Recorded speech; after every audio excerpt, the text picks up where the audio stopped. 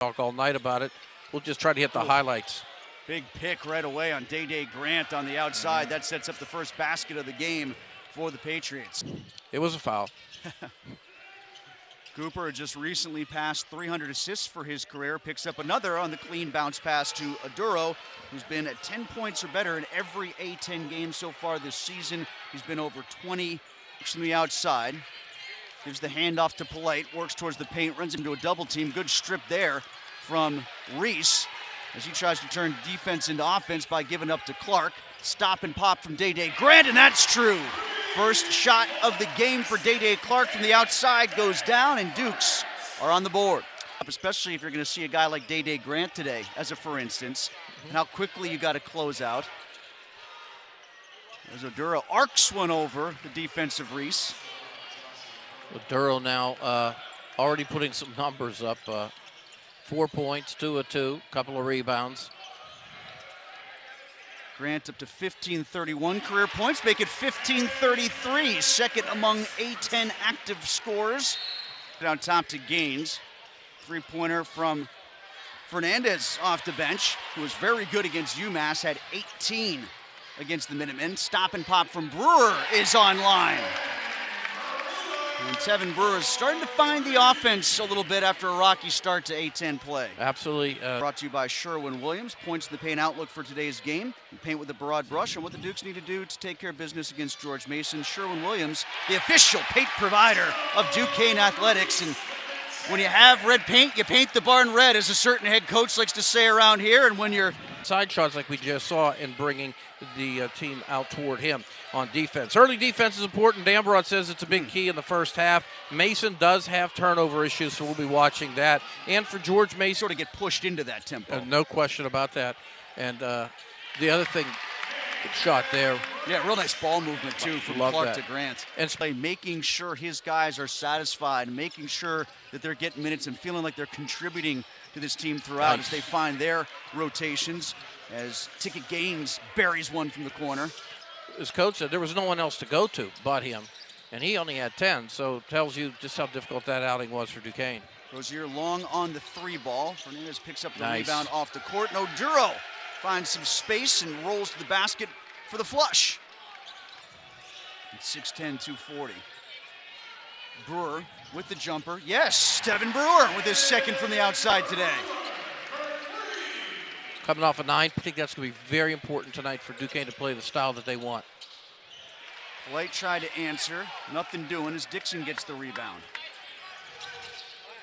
He may go. Brewer with the floater. He loves that shot, and why wouldn't he? Yeah.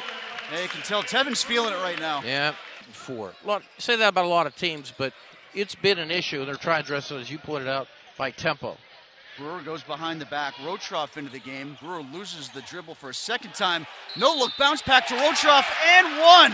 Oh, beauty of a bounce pass from Brewer to Rotroff, and he'll go to the free throw line with a three-point play. And very much like we did. And I'll tell you this, I was also pleased to hear Kim English speak so much about that as well, and how much pride and effect Dambrot should have in watching that last on the block list, although I don't think he has one yet. Reese for a second didn't realize how open he was. Then he realized it and got 2 out of it. Now Duquesne's up double digits. Reese offensively, and candidly, I thought he had his best game for Duquesne last game against George Washington. A lot of guys got fat in that game, but nonetheless. But that's not the case. Patriots come with tempo after all that. And that 3 ball is good from the corner as Gaines. Now he goes up and under McGriff and gets a basket. It's quick.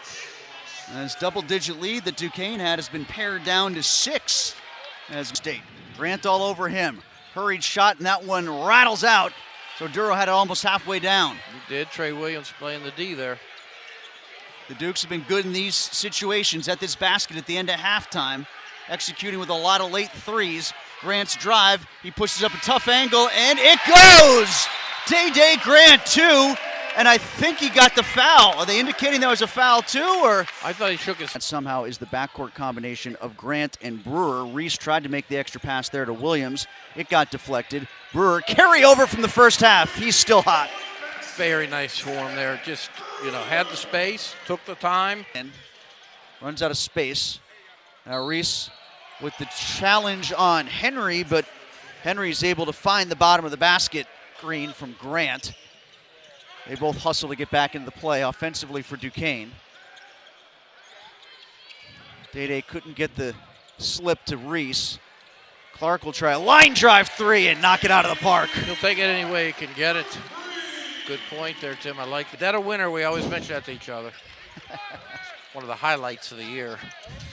Did you get a second stat? Ooh, high arcing three-point try from Cooper.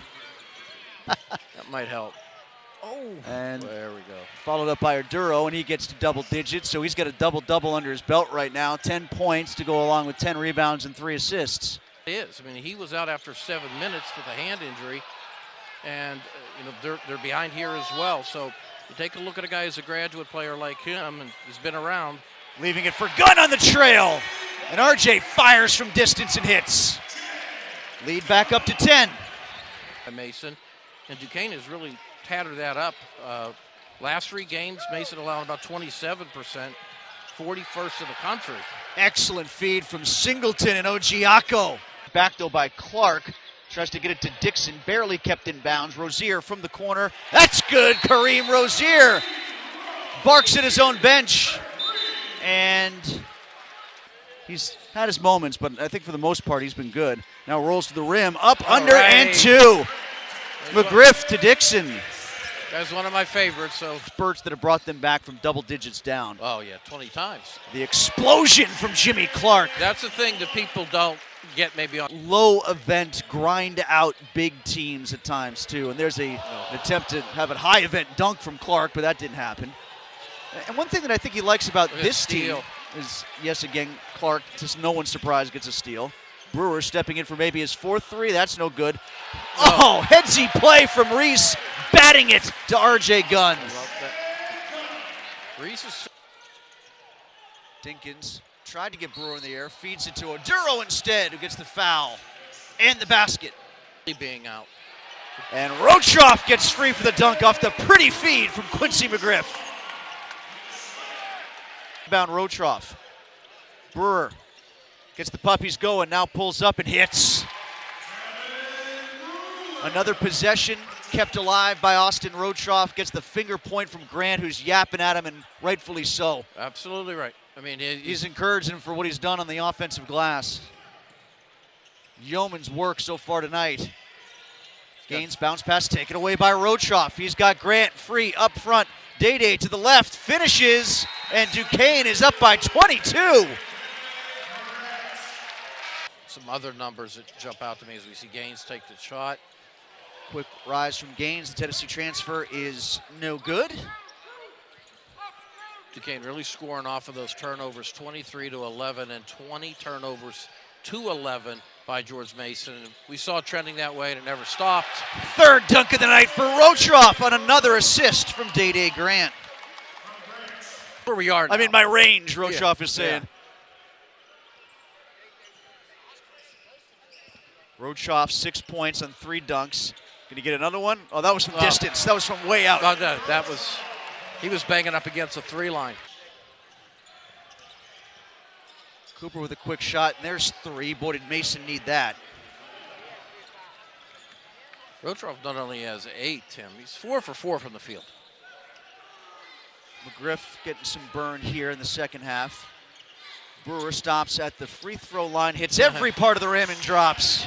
I thought that was going to be light, but it got the roll. That's why we often mention rotation. That takes 17 points on 7 of 10 shooting, 3 of 4 from the 3, 25 minutes. Brewer looks like he's rounding into the shape we long talked about as a playmaker, hitting balls outside. It's a season high for him. Cooper likes that spot. He does. Game. It's interesting, the line for Brewer is Grant looks for 20 and he gets it. Day Grant getting to the 20-point plateau yet again for Duquesne. He had a run where he had 3-4 of those games in a row. And you got this guy as well who gives it up to another guy. Reese with the flush. Got ahead of myself anticipating the dunk from Clark. Yeah, that was fun. There's the break he gets on it. Rozier stops just outside the paint and hits. He's up to 5 points in the night. Terribly far away from Fairfax. He is the bench ambassador, if you will, for the team's cabinet. Oh, Ambassador Ronsky. How about that? He checks in and gets himself onto the score sheet. Speaking of the United Nations. Already this season, a little pocket pass there from Johnson, results in a basket. Well executed. This plays out with or without Victor Bailey, because you don't lose your second leading scorer and your outside shot not have an effect. Handshakes all around for Coach Keith Dambrot, the first of which comes from Kim English and the rest of the George Mason staff as the Duquesne coach hits number 500 for his career. Tremendous respect for him around basketball.